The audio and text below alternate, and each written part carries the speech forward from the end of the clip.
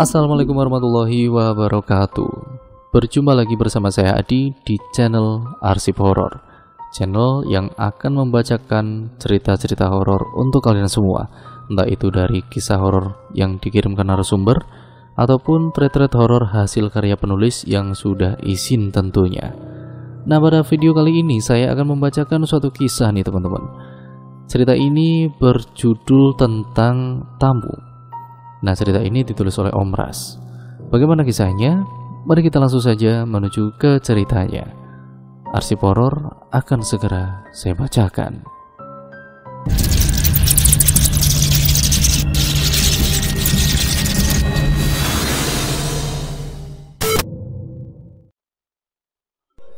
Suasana khas desa pedalaman sangat terasa sekali ketika Fajar mulai memasuki gerbang masuk menuju desa kelahirannya itu. Desa yang hampir 15 tahun ia tinggalkan, dan kini dia kembali ke sana untuk Ulpiah yang merupakan anak dari pamannya itu yang akan segera menikah di bulan Maret tersebut. Senyuman mengembang di wajahnya ketika ia berpapasan dengan beberapa orang warga. Setelah kurang lebih 15 menit berjalan santai masuk melewati gerbang desa, Fajar akhirnya sampai di halaman rumah pamannya. Di sana, rupanya sudah dipasangi tenda dan banyak terlihat ibu-ibu yang sedang membantu tuan rumah untuk menyiapkan bumbu-bumbu masakan. Assalamualaikum, ucap Fajar begitu berada di depan pintu. Waalaikumsalam, jawab seseorang dari dalam dan rupanya itu adalah sang bibi. Raut wajahnya nampak kaget begitu melihat siapa yang datang. Fajar, kamu kenapa kesini? Sudah izin orang tua? Orang tuamu tahu kalau kamu kemari? Tanya bibinya menunjukkan raut kekhawatiran. Saya sudah izin, Cil. Si bibi terdiam. Ia nampaknya masih tidak percaya dengan jawaban keponakannya tersebut. Memangnya kenapa, Cil? Apa saya tidak boleh hadir di pernikahannya Ulpi? Si bibi menarik nafas panjang. Wajahnya yang semula tegang langsung berubah. Siapa yang tidak boleh? Kamu boleh kok di sini sampai kapanpun kamu mau. Sudah, ayo masuk. Fajar kemudian mengikuti bibinya ke dalam. Ia diantarkan ke sebuah kamar yang berukuran 2x3 meter. Saat pintu kamar dibuka, matanya langsung tertuju pada poster-poster artis ternama yang dipajang di dinding kamar tersebut. Kamu istirahat dulu saja. Pasti lelah sekali kan dari kota kemari? Acil mau ke belakang dulu? Iya, Cil, terima kasih.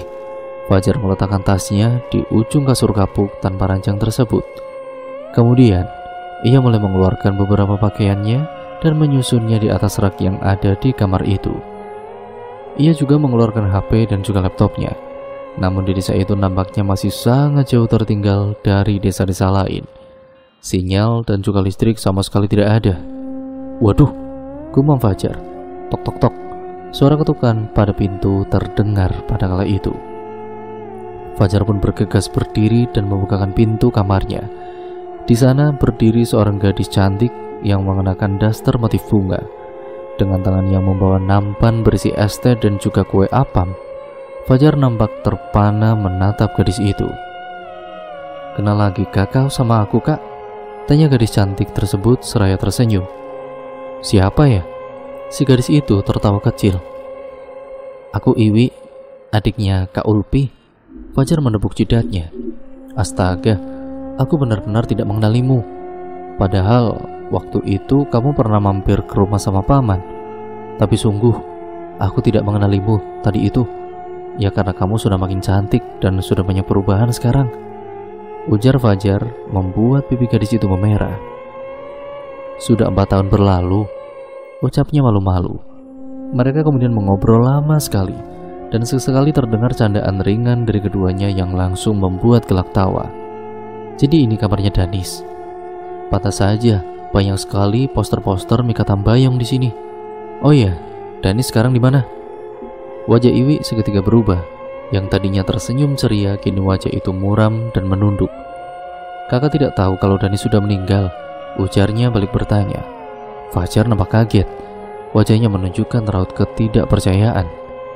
Meninggal? Iya, sudah dari 1 tahun yang lalu. Dia terjatuh dari pohon ketika mengambil madu di hutan. Jasadnya ditemukan dengan keadaan tidak utuh lagi.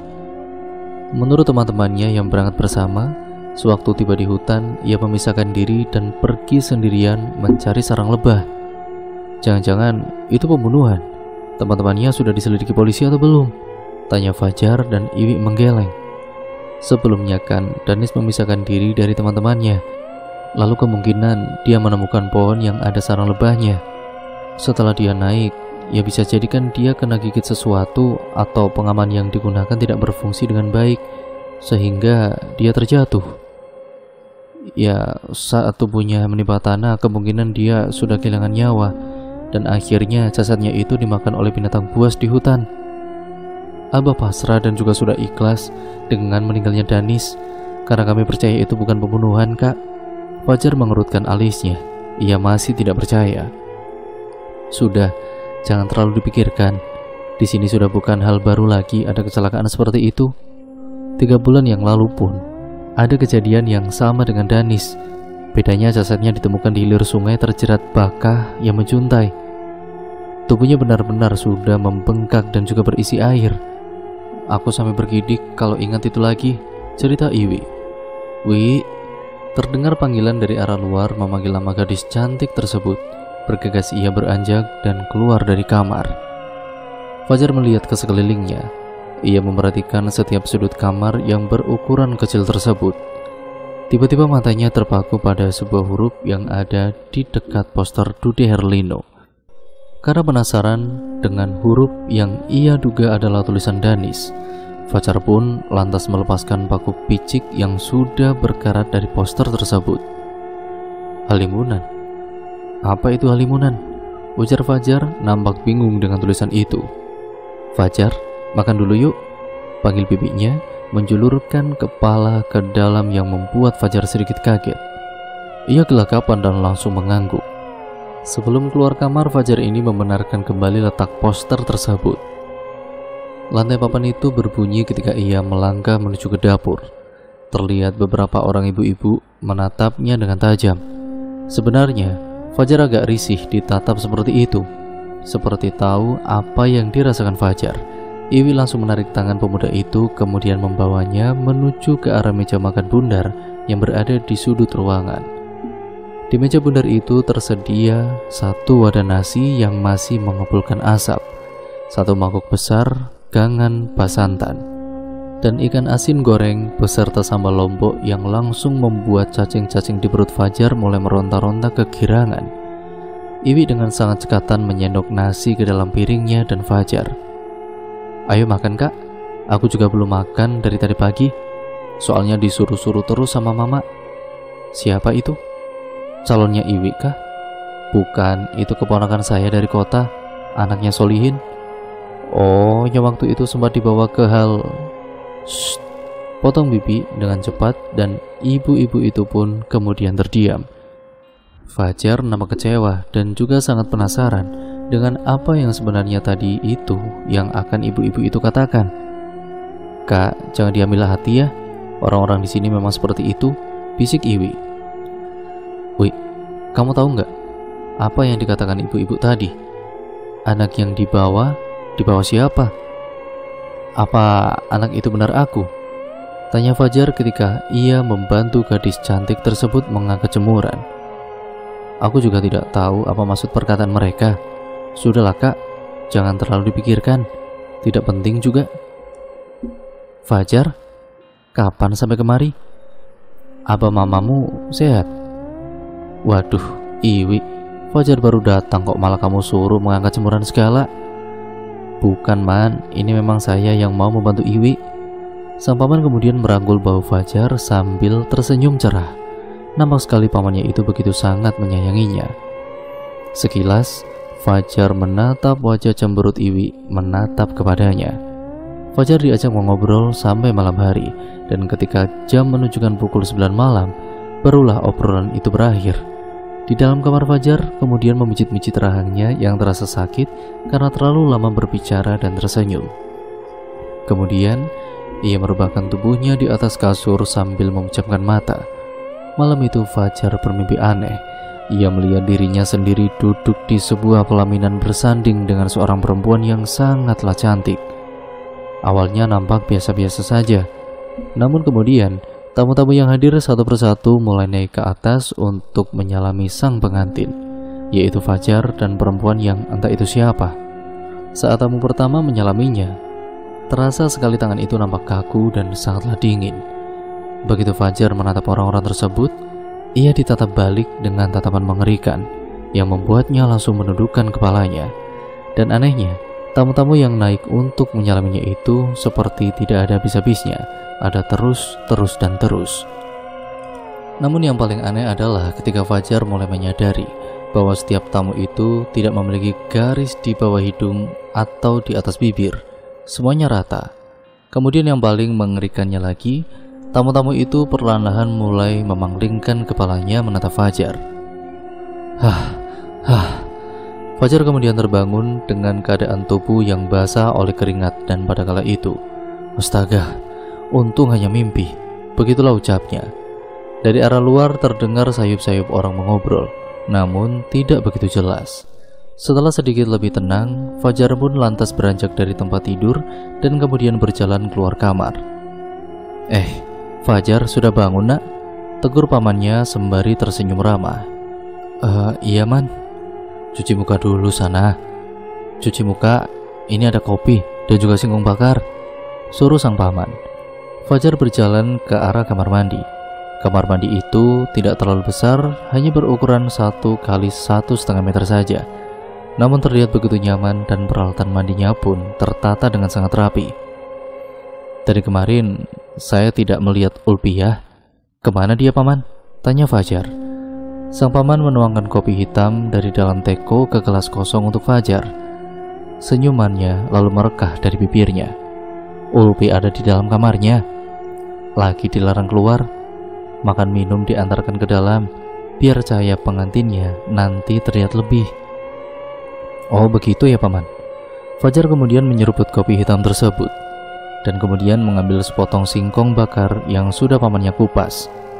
Oh iya Jar, itu orang tuamu kemari itu kan nanti kalau hari hanya ya? Insya Allah kan paman, belum tahu juga. Mereka bilangnya memang mau kemari, tapi kemarin Abah baru saja berangkat ke Kaltim karena ada urusan pekerjaan. Ya sudahlah, tidak apa-apa. Yang penting kan sudah ada kamu yang mewakilkan mereka. Jam dinding baru menunjukkan pukul 4 subuh dan suara azan lama-lama terdengar dari kejauhan. Habiskan kopi Mujar, kita sholat, ajak sang paman. Fajar pun kemudian menurutinya. Setelah itu ia mengganti pakaiannya dengan celana jeans panjang dan kemeja kotak-kotak. Fajar tidak membawa sarung apalagi baju untuk sholat dan peci. Nah, karena memang dia sendiri jarang sholat jika di rumah, saat akan keluar kamar ia berpapasan dengan Iwi. Mau kemana kak? Mau ikut sholat ke masjid? Bah, mendengar jawaban Fajar, Iwi kemudian malah memanggil ayahnya. Ada apa? Ini kak Fajar mau ke masjid. Masa pakaiannya begini? Nanti malah jadi bahan gibahan bapak-bapak di masjid bah, ujar Iwi menunjuk Fajar. Kamu tidak bawa sarung kan nak? Fajar menggeleng. Kalau peci? Lagi-lagi Fajar menggeleng. Wi, ambilkan sarung dan juga pecinya Abah di kamar gih, suruh paman pada Iwi yang tersenyum-senyum menatap Fajar. Wajah Fajar pun memerah karena malu tentunya ketika ia bahkan tidak bisa memasang sarung dengan benar. Sepulangnya dari masjid, Fajar berjalan lebih ke belakang dari pamannya dan orang-orang lainnya. Ketika Fajar menoleh sedikit ke samping, ia melihat seseorang berjalan dengan menyeret kakinya. Wajahnya tidak terlihat jelas karena orang itu menunduk. Tapi Fajar tidak menghiraukannya. Ia kembali melangkah dan memikirkan banyak hal dalam benaknya. Dan ketika hampir sampai di rumah pamannya, Fajar lagi-lagi menoleh ke samping. Rupanya orang itu sudah tidak ada lagi. Pagi itu mereka berkumpul di dapur untuk menikmati sarapan. Telur dadar dan nasi goreng putih buatan bibinya terasa begitu sangat nikmat sekali. Fajar sampai menambah beberapa kali pagi itu. Itukah yang disebut sarapan? Tanya Iwi bergurau. Gadis cantik itu nampaknya mulai berani pada Fajar. Sehabis makan, Fajar kemudian membantu pamannya untuk membuka penutup kayu bakar yang akan digunakan untuk memasak nasi di acara pernikahan Ulpi. Dua orang bapak-bapak datang dan langsung mengajak pamannya pergi. Fajar, paman ada urusan sebentar ya nak. Kamu istirahat saja di rumah. Nanti mintalah Iwi mengajakmu untuk jalan-jalan. Kalau kamu ingin keliling kampung, ujar pamannya sebelum pergi. Fajar mengangguk. Iya paman. Sekitar pukul 8 pagi, banyak ibu-ibu yang datang untuk bantu-bantu. Iwi kemudian duduk di dekat Fajar sambil menyeka keringatnya. Wajahnya nampak lelah. Kenapa? Capek kak? Disuruh-suruh terus sama mama. Dari subuh tadi baru sekarang bisa duduk. Mau jalan-jalan? Tanya Fajar. Ya udah ayo. Setelah berpamitan pada bibinya, Fajar dan juga Iwi pun berjalan-jalan mengelilingi desa. Dan ketika mereka sampai di ujung desa, Fajar ini melihat ada dua akar yang sangat aneh, mirip seperti pintu. Di bagian ujung atas dan juga bawahnya saling mengikat. Bagusnya akar itu, Wi, ujar Fajar seraya melangkah mendekat. Namun sebelum Fajar menyentuh akar tersebut, Iwi langsung menarik tangan Fajar dengan kerasnya, sehingga membuat Fajar tersentak kaget. Maaf kak, tapi itu tidak boleh disentuh, ujar Iwi masih menarik tangan Fajar untuk menjauhi akar tersebut. Kenapa? Itu kan cuma akar. Iya, tapi akar itu tidak boleh disentuh, ujar Iwi. Iya, tapi kenapa? Melarang kan harus ada alasannya dong. Itu gerbang menuju dunia halimunan. Hah? Adakah yang seperti itu? Ish, mendengar pertanyaan Fajar yang tidak ada habisnya, membuat kepala Iwi menjadi gatal. Kak, walaupun kakak ini besarnya di kota, tapi kakak harus ingat, kalau disinilah kampung kelahiran kakak. Jadi tolong hormati. Dan kejadian ini jangan sampai abah ataupun mama aku tahu, oke? Iya ya, oke, tenang aja, jawab Fajar sedikit kecewa. Ya sudah, ayo pulang, ujar Iwi sembari menarik tangan Fajar, seperti seorang ibu yang sedang mengajak anaknya untuk pulang. Dan sesampainya di rumah, jam sudah menunjukkan pukul 1 siang. Tidak terasa mereka sudah berjalan-jalan cukup lama sekali. Mereka berdua langsung disuruh makan ke dapur oleh bibinya Fajar. Selesai makan, Fajar masuk ke dalam kamar. Ia memikirkan mimpinya semalam. Malam harinya, Fajar sedikit kesusahan untuk tidur karena obrolan nyaring beberapa orang bapak-bapak yang tengah begadang untuk berjaga di luar rumah. Tapi akhirnya Fajar ini bisa tertidur setelah memasang headset di telinganya. Lagi-lagi Fajar ini bermimpi aneh. Dalam mimpinya, ia mendapati dirinya sendiri berada di sebuah hutan. Hutan itu gelap sekali, sampai-sampai Fajar tidak bisa melihat tangannya sendiri. Nafasnya terengah-engah, dan sayup-sayup dari kejauhan terdengar suara beberapa orang menyerukan sebuah kata yang sangatlah aneh, dan tapi terdengar tidak asing di telinga Fajar. Fajar mencoba berlari ketika ia melihat banyak sekali cahaya yang menghampirinya. Namun saat itu kakinya seolah-olah kram dan akhirnya terjatuh. Orang-orang itu pun menemukannya dan mereka mengelilingi Fajar sambil mengarahkan obor padanya. Dan wajah orang-orang itu pun terlihat sama dan tidak memiliki garis di atas bibir atau di bawah hidung. Mereka perlahan-lahan kemudian membungkuk dan melotot menatap Fajar. Saat itu Fajar berteriak, namun suaranya tidak terdengar. Ia menutup matanya dan kemudian ia pun terbangun dari tidurnya dengan keadaan tubuh yang basah oleh keringat. Napasnya tidak beraturan. Ia takut sekali dan sangat ketakutan mengingat mimpi aneh yang sudah 2 malam berturut-turut ia alami semenjak berada di desa tersebut. Apakah ini kualat? Karena aku tidak izin kepada orang tuaku dan berbohong kepada paman dan juga Acil. Ya, batinnya seperti itu. Tok tok tok. Fajar, bangun nak, kita sholat, ujar suara dari arah luar pintu kamar. Fajar kemudian menarik nafas panjang berkali-kali, lalu kemudian beranjak dari tempat tidurnya. Ia mandi dan kemudian mengganti baju. Perlahan menuju masjid, Fajar hanya terdiam. Bahkan ketika pamannya mengajaknya berbicara pun, Fajar cuma menjawabnya dengan singkat. Saat pulang dari masjid, lagi-lagi Fajar ini melihat orang yang sama berada di sampingnya. Berjalan dengan menyeret kaki itu, seolah tahu sedang diperhatikan oleh Fajar. Dan ia pun kemudian mengangkat wajahnya dan menatap Fajar. Fajar kemudian melotot dan nampak sangat kaget melihat rupa dari orang yang berada di sampingnya tersebut. Wajahnya mirip sekali dengan orang-orang yang berada di dalam mimpinya. Ia tidak memiliki garis di atas bibirnya. "Paman!"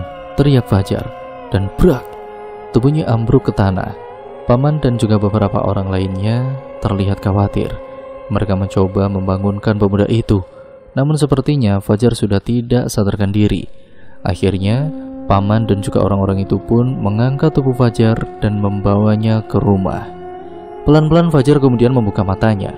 Saat ia sadar, matahari sudah tinggi sekali kala itu. "Saya kenapa, Paman?"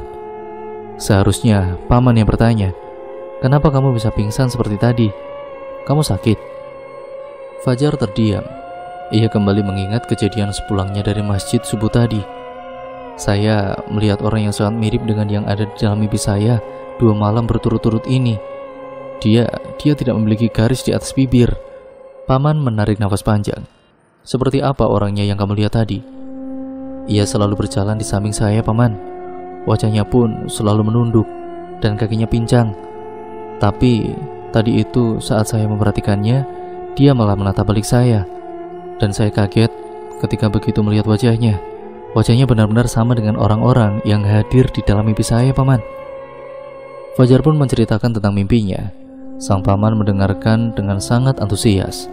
Sesekali alisnya ini mengerut dan kemudian menggeleng-gelengkan kepalanya. Saya juga mendengarkan apa yang mereka ucapkan. Kata-kata itu aneh.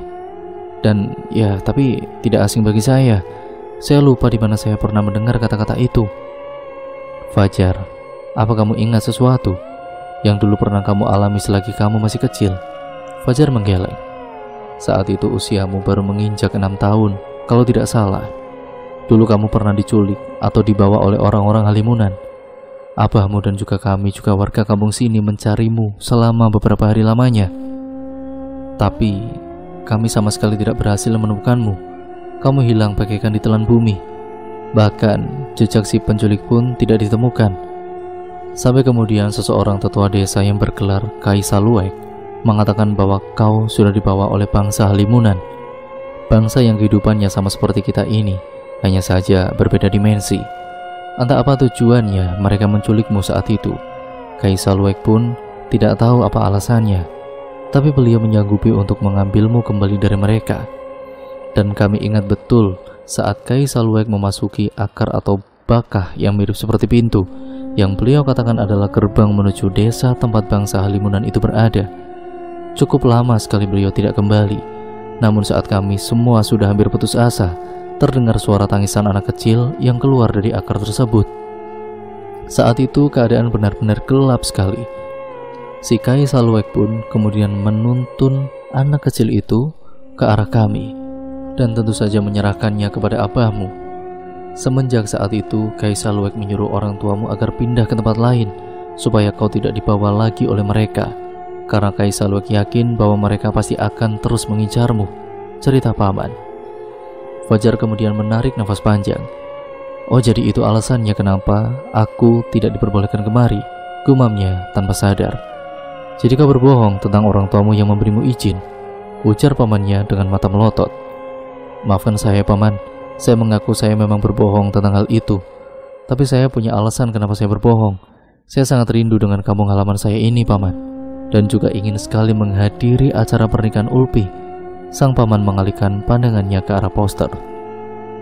"Sampai hari acara itu, kau harus tetap hati-hati dan jangan pernah berjalan-jalan sampai ke ujung kampung," ujar paman. Dan akhirnya Fajar yang merasa senang tentu langsung menyanggupi. Toh dia juga tidak ada keperluan sampai ke ujung kampung, pikirnya. Semenjak sore hari tadi, di samping rumah sudah banyak sekali orang-orang yang mulai menanak nasi untuk acara ijab kabul malam itu. Bergantang-gantang beras bergantian dimasak. Wangi aroma masakan pun menyebar terbawa angin, membuat perut menjadi lapar. Paman dan juga bibinya juga tentu sangat sibuk di malam itu. Fajar keluar dari kamar dengan penampilan yang sangat rapi. Walaupun wajahnya nampak sedikit pucat, tapi ia terlihat sangat tampan malam itu. "Ih, gantengnya kakak sepupuku ini," canda gadis itu tersenyum. "Duh, Rasanya kepalaku semakin besar karena dipuji oleh gadis cantik ini, balas Fajar. Malam itu barulah Fajar melihat Ulpi dan Ulpi begitu sangat cantik dengan gaun putihnya. "Hai, apa kabar?"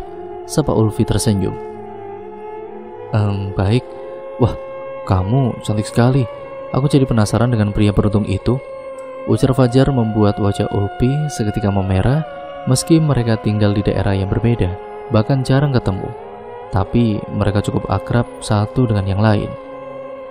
Ijab kabul pun sebentar lagi akan dilaksanakan. Calon suami Ulpi pun terlihat sudah duduk di depan penghulu. Setelah selesai ijab kabul, Fajar langsung mengucapkan selamat pada pasangan itu. Acara di luar rumah pun dimulai.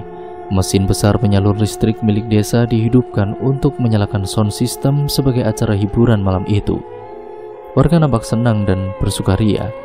Fajar pun beberapa kali ikut bernyanyi di atas panggung. Namun ada yang aneh pada acara malam itu. Dengan jumlah warga yang bisa dibilang tidak terlalu banyak tersebut, nasi dan juga lauk pauk untuk acara malam itu habis tidak tersisa. Sampai-sampai ibu-ibu di dapur gelabahkan memasak untuk tamu-tamu yang tidak kebagian makanan. Padahal warga tidak ada yang membungkus makanan tanpa izin. Tapi anehnya nasi dan juga lauk pauknya habis berkerik. Tamu-tamu yang hadir pun sangat banyak sekali. Sampai-sampai halaman dan sekitaran panggung padat oleh para tamu. "Ini berapa desa yang diundang?"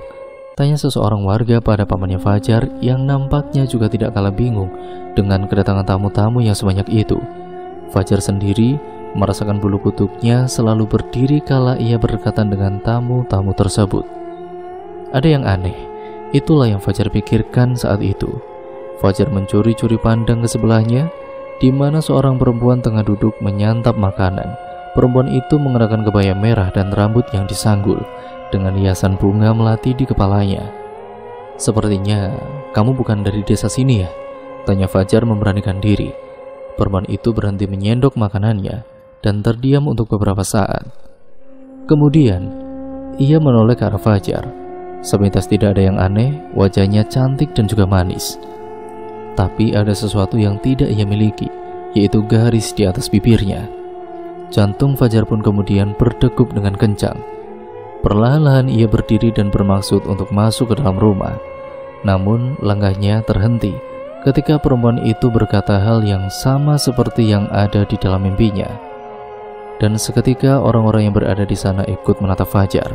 Kepala Fajar terasa pusing begitu menyadari semua orang itu tidak memiliki garis di atas bibirnya. "Astagfirullah, astagfirullah," ucap Fajar. Napasnya tersengal-sengal. Ia memberanikan diri untuk berlari menjauhi orang-orang tersebut. Namun matanya seakan ditutup oleh sesuatu. Ia sama sekali tidak melihat rumah pamannya. Bahkan panggung tempat acara karaokean itu pun hilang tidak berbekas. Fajar panik.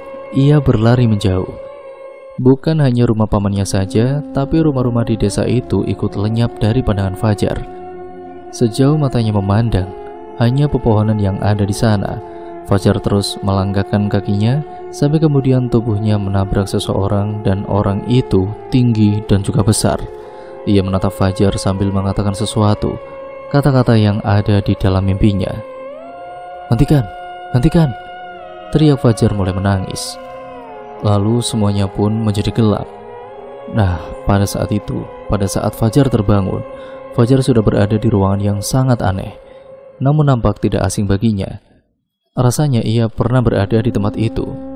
Tapi entah kapannya, ia juga tidak tahu. Apa ini semacam deja vu? Tidak, ini pasti mimpi. "Seseorang, siapa saja tolong bangunkan aku dari mimpi buruk ini," ujar Fajar sementara di rumah pamannya. Iwi sibuk mencari-cari Fajar yang tidak kelihatan semenjak tadi. "Bah, Kak Fajar kemana?" "Coba cari di kamar, mungkin dia sudah tidur." "Sudah bah, tapi tidak ada." Sang paman akhirnya ikut mencari Fajar. Namun Fajar tidak ditemukan. Pamannya mulai panik kala itu, apalagi setelah menyadari bahwa tamu-tamu yang banyak tadi itu sudah menghilang. Tidak menunggu sampai acara selesai, sang paman meminta bantuan kepada beberapa orang warga untuk mencari keponakannya tersebut. Namun setelah mencari hingga pukul 2 dini hari, Orang-orang itu pun kemudian menyerah dan berjanji akan melanjutkan pencarian hari esoknya. Ya Allah, kemana anak ini? Kan waktu itu sudah aku menyuruhmu untuk mengantarnya pulang, tapi kau biarkan dia tinggal di sini. Kalau sudah begini, kemana kita akan mencari dia? Tidak ada gunanya saling menyalahkan, Mah. Sekarang kita pikirkan saja cara untuk menjemput Fajar, ujar Ulpi menengahi. Kalau hanya berkata itu yang mudah, Vi. Sekarang bagaimana kalau begini? Masalahnya kan sekarang kemana kita meminta bantuan untuk menjemput si Fajar? Kaisar Luwek bahkan sudah lama meninggal dunia. Tidak ada lagi orang yang mampu membantu, apalagi sampai mempertaruhkan nyawanya. Paman tidak bisa berkata apa-apa. Beberapa kali ia menghela nafas panjang. Apa yang dikatakan istrinya itu, ya memang benar apa adanya. Pagi harinya warga mulai berkumpul di halaman rumah itu. Acara pernikahan yang seharusnya dilanjutkan di pagi hari terpaksa harus ditunda karena mereka akan mencari Fajar terlebih dahulu.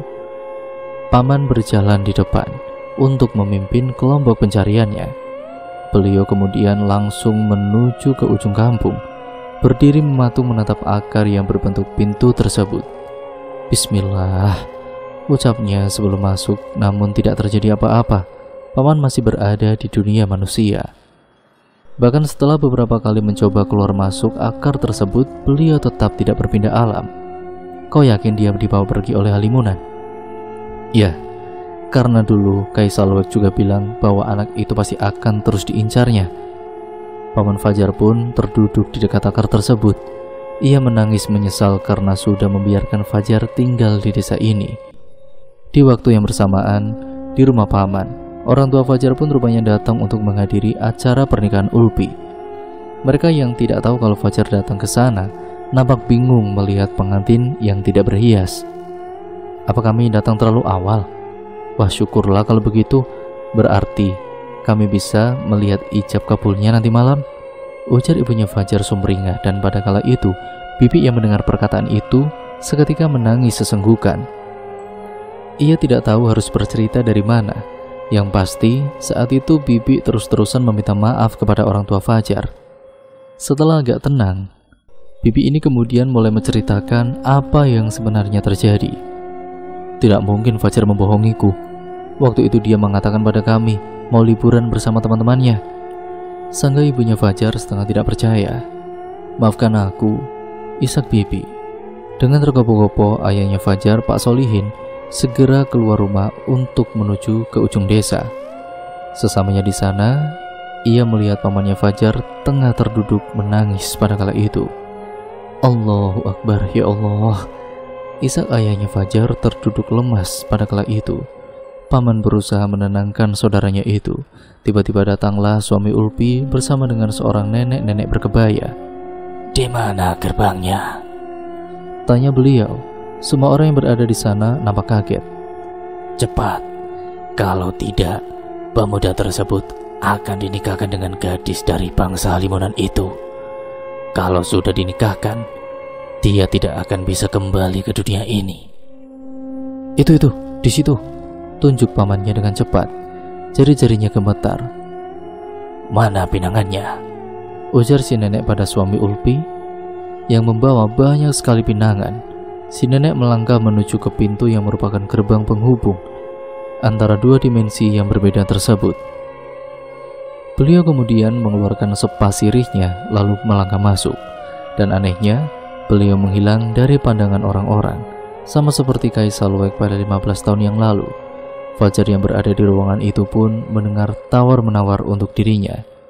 Seorang laki-laki bertubuh besar membuka pintu dan menariknya keluar. Rupanya nenek itu menawarkan pinangan yang dibawanya untuk ditukar dengan Fajar.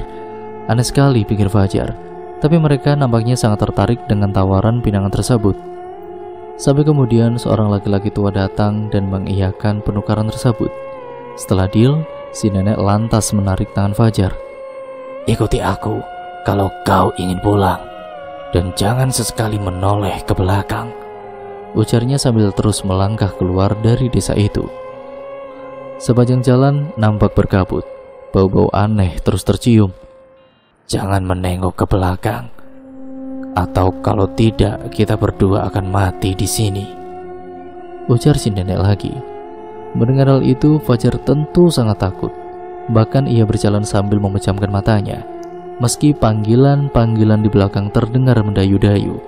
Akhirnya, mereka berdua berhasil keluar dari gerbang penghubung itu dengan selamat.